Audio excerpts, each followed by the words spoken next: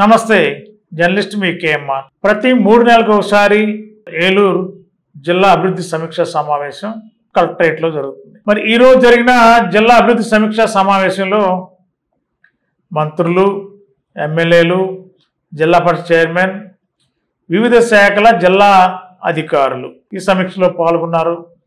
ఒక ఎజెండా అంటూ ఏమీ లేకుండా ఈ సమావేశానికి డిడిఆర్స్ అనగానే ఒక దాదాపుగా 20 అంశాలపైన మాట్లాడిన సందర్భం లేదు. ఒకసారి ఇరిగేషను, ఒకసారి అగ్రికల్చర్, ఒకసారి గృహ నిర్మాణ శాఖ, మళ్ళీ మధ్యలో వేరే సబ్జెక్టు కంటిన్యూటీ అవుతుంది కానీ వేరే సబ్జెక్ట్, ఇట్లా కొంచెం కన్ఫ్యూజ్ వాతావరణం. సాక్షాత్తు జిల్లా ఇన్ఛార్జి మంత్రి నాదెండ్ల మనోహర్ గారు అధ్యక్షత జరిగిన ఈ సమావేశంలో ఎవరికి వాళ్ళే పొంతన లేని వ్యవహారం ఈ డిడిఆర్సి మీటింగ్లో కనిపించింది. ఒక్కొక్క అధికారి ఒక్కో రకమైన సమాధానం. గత డిడిఆర్సీలో తీసుకున్న నిర్ణయాలు ఏం అమలు చేసాం, ఏం అమలు చేయలేదు అనేది జిల్లా ఇన్ఛార్జి మంత్రి ఆయా శాఖల అధికారులను ప్రశ్నించారు. కనీసం గతంలో ఇలా డిడిఆర్సీ సమావేశంలో ప్రస్తావనకు వచ్చిన అంశాలు ఇవి పరిష్కారం అయ్యాయి, ఇవి పరిష్కారం కాలేదు అనేది క్లారిటీగా చెప్పిన అధికారి ఒక్కడు కూడా లేరు. అంత గందరగోళమైన వాతావరణం. అదొక డిడిఆర్సీ సమీక్ష సమావేశం అంటే చాలా హానరబుల్గా, చాలా సబ్జెక్ట్ వైజ్గా పిన్ పాయింటెడ్గా జరుగుతాయి. సహజంగా కొన్ని సంవత్సరాలుగా డిడిఆర్ సమావేశాలు మేము దగ్గరగా చూసిన సందర్భాలు ఉన్నాయి. కానీ ఈరోజు జరిగిన డిడిఆర్సీ సమావేశంలో ఎవరికి వాళ్ళే యమునా తీరులాగా పొంతన లేని సమాధానాలు, ఎమ్మెల్యేలు అడిగినా మంత్రులు అడిగినా పొంతన లేని సమాచారం. మంత్రులు ఒకటి అడిగితే అధికారులు ఇంకో సమాచారం చెప్తారు, అధికారులు ఇంకో సమాచారం చెప్తే మంత్రులు వేరే ప్రశ్నలు వేస్తారు, ఎమ్మెల్యేలు వేరే ప్రశ్నలు వేస్తారు. అంతిమంగా ఈ డిడిఆర్సీ సమావేశంలో అర్థమైంది ఏంటంటే అధికారులకి ఎమ్మెల్యేలకి మధ్య ఎలాంటి సమన్వయం లేదని చాలా సుస్పష్టంగా కనిపించింది.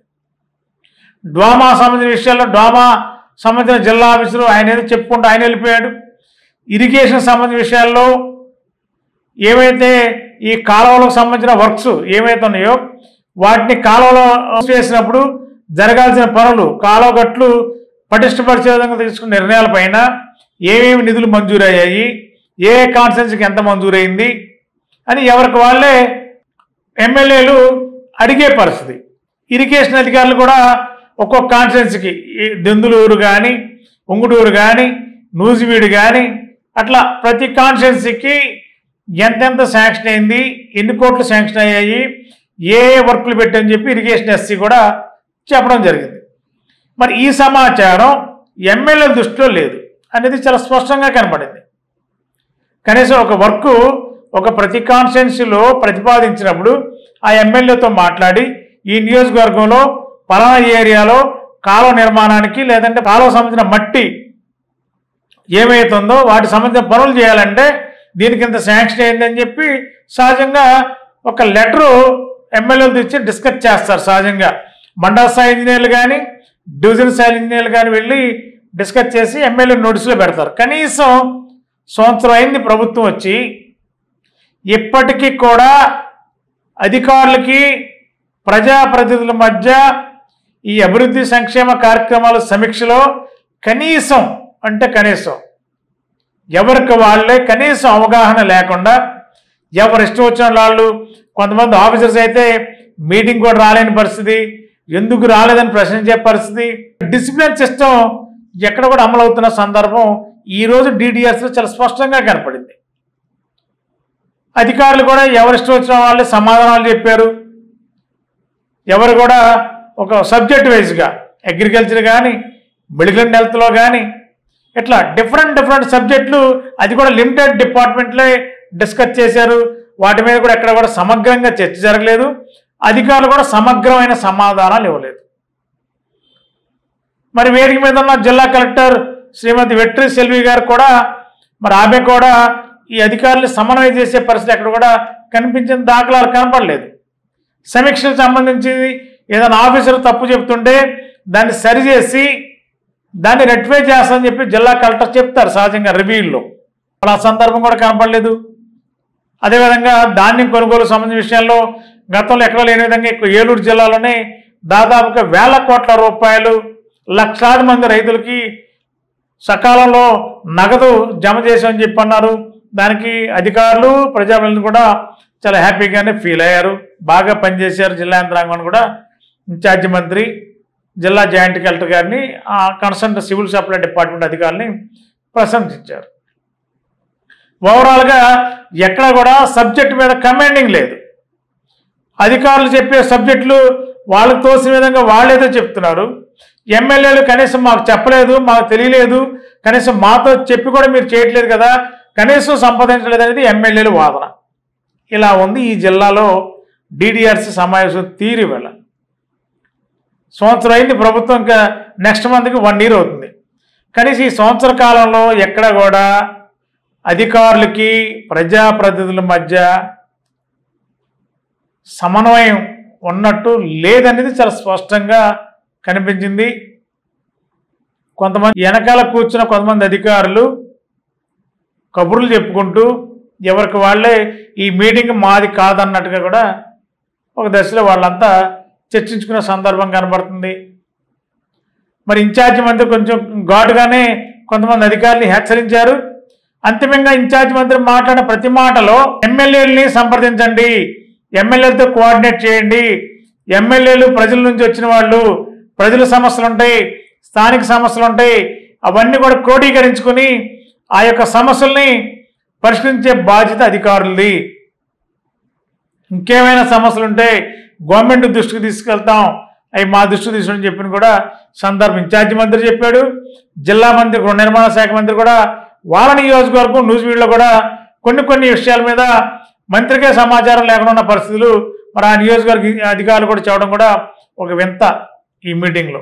ఇట్లా ఒక విధమైన ఒక అభివృద్ధి సంక్షేమం మీద అధికారులు నాయకుల మధ్య కలిసి ప్రయాణం చేసే విధానం ఎక్కడ కనపడకపోవడం కూడా ఇది ఒక డిఫరెంట్ సబ్జెక్టుగా కనపడింది ఈవేళ డిడిఆర్సి. మరి ఇదే కొనసాగితే ప్రజలు నమ్మి ప్రజాప్రతినిధులు గెలిపించుకుంటే ప్రజాప్రతినిధులు కూడా పక్కన పెట్టేశారు అధికార యంత్రాంగం. కనీసం లెక్క చేసే పరిస్థితి కూడా కనపడలేదు. ఎక్కడ ఉంది ఈ లోపం, ఎక్కడ ఉంది?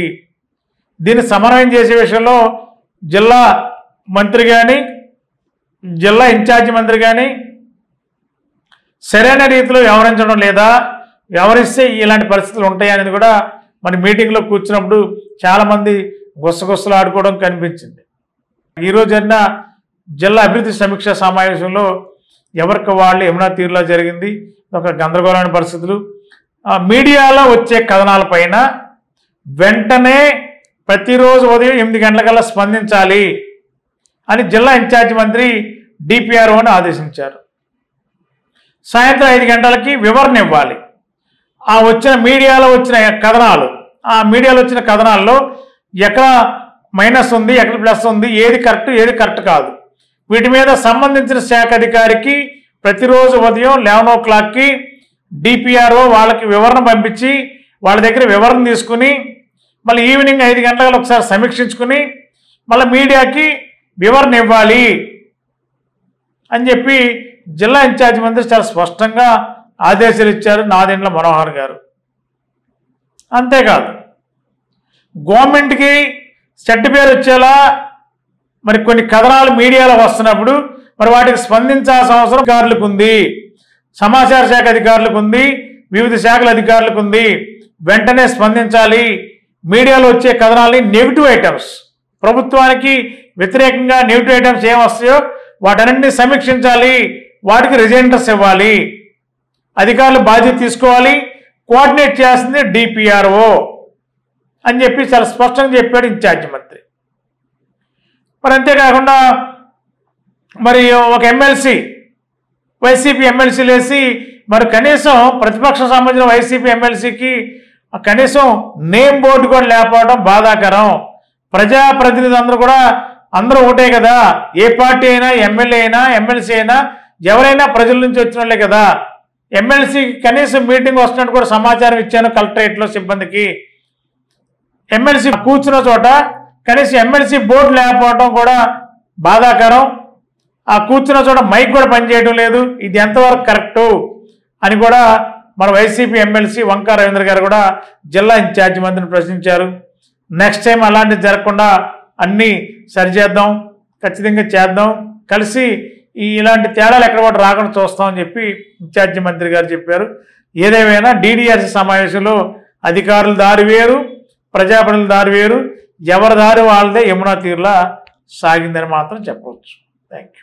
ఉమ్మడి ఆంధ్రప్రదేశ్ లో మొట్టమొదటిసారిగా AICTE అనుమతులతో స్థాపించబడిన మా విద్యా సంస్థ sir CR Reddy college of engineering Vatluru Eluru NBA మరియు NAC A గ్రేడ్ తో అత్యుత్తమ ప్రమాణాలతో సుదీర్ఘ అనుభవం కలిగిన ప్రొఫెసర్లతో మా MBA విభాగంలో స్టూడెంట్స్ ఉన్నత భవిష్యత్తు ప్రధాన ప్రణాళికతో స్టూడెంట్స్ కు digital class rooms, digital library మరియు కంప్యూటర్ శిక్షణ నైపుణ్యంతో తరగతి గదులు, MBA స్టూడెంట్స్ యొక్క ప్రాధాన్యతను మెరుగుపరిచే దిశగా స్కిల్ డెవలప్మెంట్, ఎంటర్‌ప్రెన్యూర్‌షిప్ ప్రోగ్రామ్స్ మరియు మానసిక ఉల్లాసం కొరకు కల్చరల్ ప్రోగ్రామ్స్ నిర్వహించబడును.